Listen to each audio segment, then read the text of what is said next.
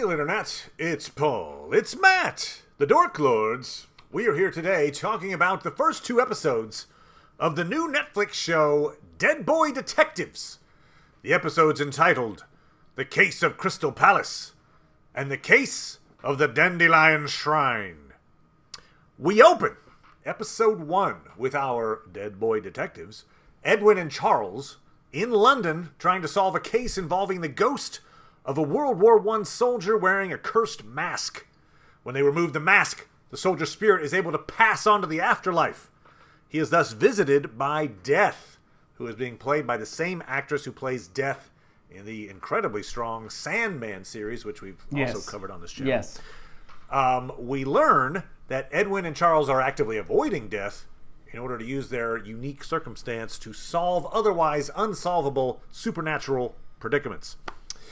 We end episode 2 with our heroes trapped in America by the Cat King.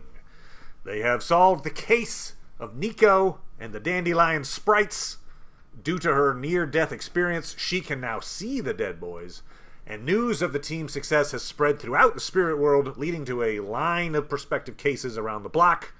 Meanwhile, the witch, Esther, who our heroes thwarted in episode 1, is plotting her revenge by turning her raven familiar into the form of a teenage boy who will inevitably, I assume, be some kind of a spy. All that said, Paul. Yes. What'd you think of the first two episodes of Dead Boy Detectives? So, with the three-body problem freshly in my mind, I can say that I just covered that. I can say that I liked it more than that. Okay, I agree. I like this better than three-body problem, yes. I think the tone is more agreeable, and in a way, you can forgive the crazy crap because it's like it's just a comedy. It's not claiming to be anything portentous or serious. True. The comedic, I see what you're saying. Yeah. In other words, some of the bizarre little, hey, we can use mirrors. Hey, we trapped these dandelion sprites, and now they're like foul-mouthed little pets in a jar. Yeah. Like, that stuff plays better because it is a comedy. I mean, I would say it is a comedy with horror elements. Yeah. But yeah, I agree that the comedic part of it makes those weird choices more palatable, perhaps. I do wish it was better. I do wish it was on the level of Sandman, for instance. Sandman, yeah, that was far better. I think it's unfortunate that they did not feel that they could, or at least make every attempt to make it as good as that. There's so much. Saying exactly what the situation is that people don't normally do in conversation. Yeah, they do, especially that first episode. I think the second episode's a little bit less of that, but there's this rush to explain the entire premise in the first episode. Like, stop! You don't have to do this. But even the second episode, they're always talking about, even though this, that, the other. What about my ex-boyfriend? The up-a-doo? It's like the show just always doing that. Well, they got the whole, Charles, you have a backpack that can hold an infinite number of things. Oh, God. Okay, easy. Why didn't you tell him that earlier? Careful there. Yeah. You've been my best mate for 30 years. Yeah. Okay, yeah. You could find a cleverer way to get us that information. See, I'm hoping in the third episode, it's like, wait a minute, what's this expository gremlin doing here? Making us ascribe everything in minute details. I mean, I do feel like, there would be something to be gained by playing out the information over the course of the season. Yes. Okay, we get the idea. It's called Dead Boy Detectives, so we get an idea already. Like, okay, these are ghosts who are solving crimes, I guess. But then as you find out more about their relationship, you don't have to you don't have to spoon feed us up front, because you're right. As you do that, the dialogue suffers for that, where you're like, oh, no one would say that. Now, one of the things that worked against me was I had been introduced to these characters, and that's part of the reason why I had suggested it to Matt. I had been introduced to these characters played by different actors on the Doom Patrol. Ah, very good. And you were a big fan of Doom Patrol. I was, but now it's funny. I went back to watch that episode, and I was like, God, here's that incredibly obvious conversation there. I don't know why I didn't notice it then. It's like, oh my God. It's like the thing that made Doom Patrol enjoyable, though, is present in both, which is, just very creative, clever. It's sort of like a different version of what you might see in Harry Potter, which is, what is these fantastical things that happen, and how might, the actual characters be? Gotcha, and so those are always interesting characters. They're finding good actors, and I think, the Esther there is great. And, yeah, Esther's really good. I think Edwin is very well cast. I like that Walrus guy. Walrus guy, awesome. Yeah. I actually really liked the scene where he's Mick, the walrus who is owner of a magic shop. And he's talking to Esther the witch, and there's this great little moment there where she's talking, or she just shows up, and he goes like, "You're just so," and she says, "Gorgeous?" And he just says, "Terrifyingly quiet." I'm like, there we go. I like that. There's your dialogue, baby. So they've got it in them. So just don't worry about explaining everything. It's okay. You can leave us in the dark on some things. That's okay. We should pull out the original Neil Gaiman comics to see how much of the really good lines come from there. Yeah. So this show is based on characters that Neil Gaiman originally wrote for a chapter of The Sandman. Hence the Death tie-in. He is the executive producer, an executive producer on this show. Unfortunately, not a writer. Like, no. He's just like, where's that paycheck? Oh, exactly. Carry on. No, because I'm a huge Neil Gaiman fan. In fact, he one of his books, The Graveyard Book, is a little bit of it's similar to this in that it's a story about a boy. His parents are murdered. He is presumed dead, and he is basically raised in secret by ghosts in a graveyard to protect him from these. Anyway, so it's kind of he's trying to solve the mystery of his dead parents. Anyway, so there's some similarities there for sure. But yeah, here, I guess when I first heard the premise, I thought, oh, it sounds like Supernatural in a way, which is a show about two demon hunting brothers. And as it happens, the Dead Boy Detective showrunner Steve Yockey wrote and co-produced several episodes of Supernatural. Okay, so something about this premise obviously interests him. Yeah. And while they're similar, they have differences. Because it feels like an aspect of Greg Berlanti and his shows. Okay. And he's a co-producer as well. Yes. On the show. Yeah. Where they just there's a lot of stuff that is sort of formulaic in how characters interact with each other. So you have these moments where people have to go off separately to have a little conversation about how they're feeling or whatever. And it's not like any other show doesn't do that, but it's like that part just feels like it's rote in a way.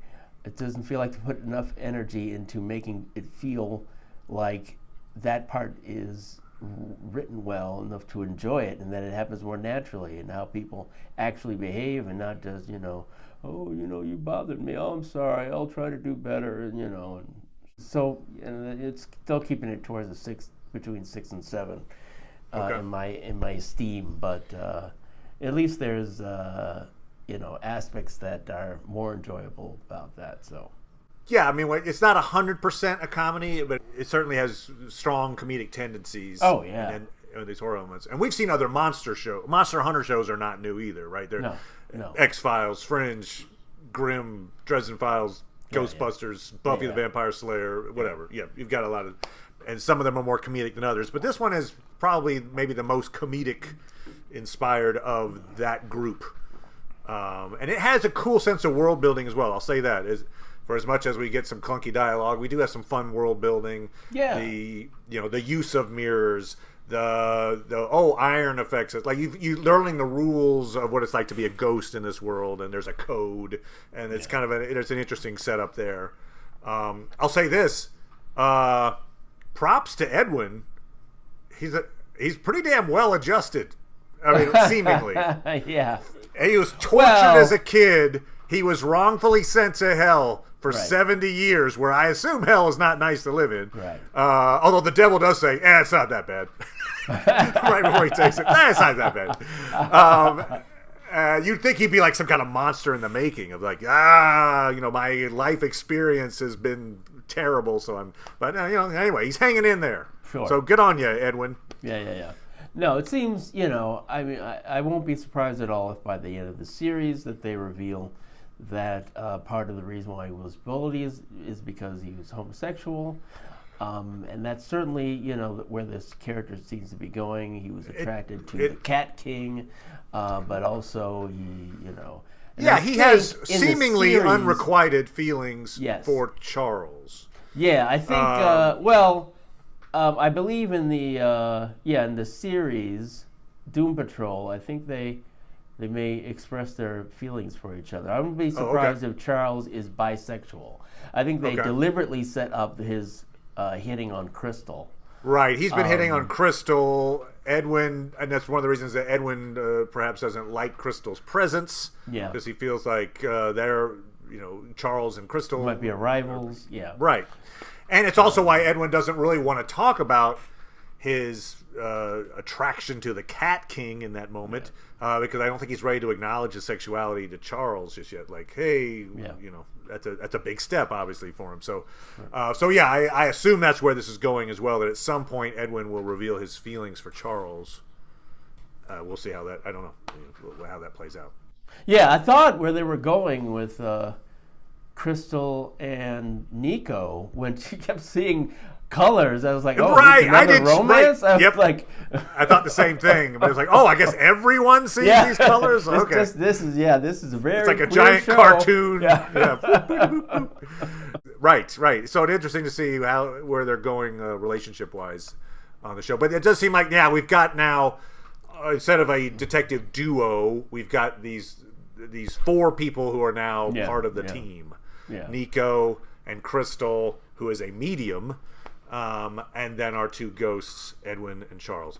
Edwin was part of this ritual sacrifice back in 1916, so he has that 1916 sensibilities. And then he, apparently due to a clerical mix-up, spent all this time in hell. Charles died in 1989 under somewhat mysterious circumstances. He simply didn't pass on. He never went to hell or heaven or anywhere. We know he died of hypothermia and internal bleeding, so something nasty. It was a violent death, basically. When I saw the title, "The Case of the Crystal Palace," I was like, "Oh, we're getting a soccer reference in here," because there's a London-based Premier League team called Crystal Palace, which gets name dropped in another London-based series we're covering, The Lazarus Project. But anyway, yes. I thought you were going to say it is another thing from Lord of the Rings. Oh, yes, of name course. Dropped in Crystal, in Lord of the Rings. So it's interesting that Lazarus Project, which is a London-based show as well, there's several popular Premier League London teams. It's just interesting that I think just because Crystal Palace sounds cool, ooh, Crystal Palace. But anyway, she is obviously named after the team. I would guess. I don't know. Maybe if that's not her, if her last name was Palace, perhaps her parents were like, we're not going to you Crystal Palace. Do we know if that's Gaiman's favorite team? Oh, good call. I don't know that. I do know that Neil Gaiman, amongst his many influences, Monty Python, big influence. Oh, sure. On Neil Gaiman. See that. So anyway, we've got an interesting world.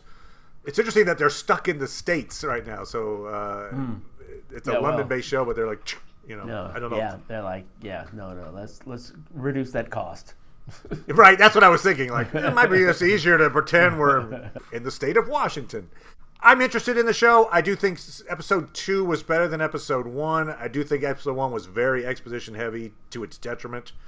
But I like the characters generally. The dialogue, I agree, is a little not perfect, frankly, but there are enough cleverly written moments that I'm encouraged that perhaps as this show gets its feet There are times where a pilot is sometimes the clunkiest episode of a series, where you're like, you're not really getting started yet. So I think there's room to grow with this show, and I would go with a 7. I'd give it a 7. Okay. These first 2 episodes. So let's see it grow from here, baby. I'm in. All right. Well, thank you, everybody. We'll be back talking about episodes 3 and 4 of the Dead Boy Detectives. Thanks as always, Paul. Oh, no problem. And goodbye, everybody. Bye.